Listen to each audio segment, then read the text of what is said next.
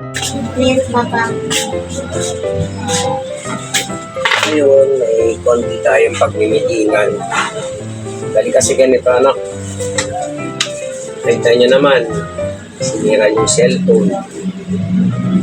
Nagastos ako dito kasi pinasag nyo. So, sa ngayon, sabihin ko lang sa inyo, wala munang hindi ko muna kayo mabibilhan ng bagong damit, bagong sapatos, tsaka bagong sa pasukan. Kasi medyo matumal yung racket. What? Kasi alam niyo naman, nakapokus lang kami muna sa customer. So kung hindi niyo muna ako, hindi ko muna kayo magbibilhan ng mga bagong kagamitan niyo, ha? Tsaka yung notebook nga pala. Yung iba namang pahina ng mga notebook niyo, may laman pa naman. Walang nakasulat. So tanggalin ko lang muna yung nakasulat. Gamitin niya na muna yun. Para makatipid-tipid muna ako, ha? Okay lang ba sa inyo? Hindi pwede yan, Papa. Dapat maganda kami pagpapasok kami sa school. Hindi dapat pangit. Oo nga, anak. Gustuhin ko maganda kayo sa school. Problema nga, wala pa kasi ako pera. So lahat naman yun mabibili ko pagka nakarami ako. Pero kung intindihin nyo muna, okay lang yun. Okay lang ako mga Papa. Basta pag nahirapan ka, Oo, bibilang ko kayo pamilya. pero sa isang condition. Anong kondisyon yan? Baon. Ang baon, siguro anak, isama na lang natin sa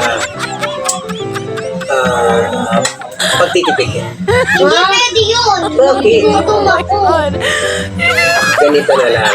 Bago kayo umalis, papunta ng school, lulutuan ko kayo ng kanin at ulam. Kain na lang kayo dito ng ulam at kanin bago para pagdating nyo sa school, kusulito. Hindi pwede yan. Pag nag-recess, 8 pa kami mag-recess tapos umaga.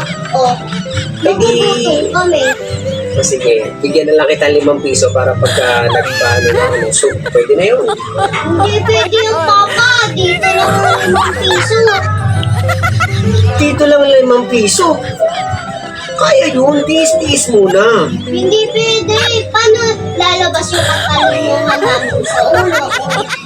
Sa 5 piso lang yung ibigay mo. Oo nga, no? O sige, 10. Okay na siguro yun, 10. Ano? Hindi pwede. Hanggang dito lang yun. May sukat ba yung baon, anak? 5 piso dito, pag 10 dito. Magkano ba dapat? 50 para dito. Ganun din. Hindi naman tayo nagtipid yan. Kaya ko nga kayo kinakausap, anak. Para makatipid. Diba? Kasi wala ako makatipid. Okay lang po yan, Papa. Gagawa na lang po ako ng flowers tapos ibibenta ko na lang sa class. Mabuti pa si ate mo, didiskarte para makakuha ng baon. Ibenta siya ng gagawin niya. Siya yung hindi ako. Basta ako 50. O sige na. O sige basta nag-usap na tayo. Wala munang damit. Wala munang bag. Wala munang sapatos na bago. Okay na ako dun sa baon. 50? O anak, ikaw, tusin mo na muna yung 10 piso. Hindi po, Papa. Ikaw lang 50. Para lumabas yung talino mo, okay? Okay. O, Bill. Kamay. Ganyan. Kasundo na tayo, ha? Sige na. Ay, naku kayo talaga. Ang gastos mo. Talaga.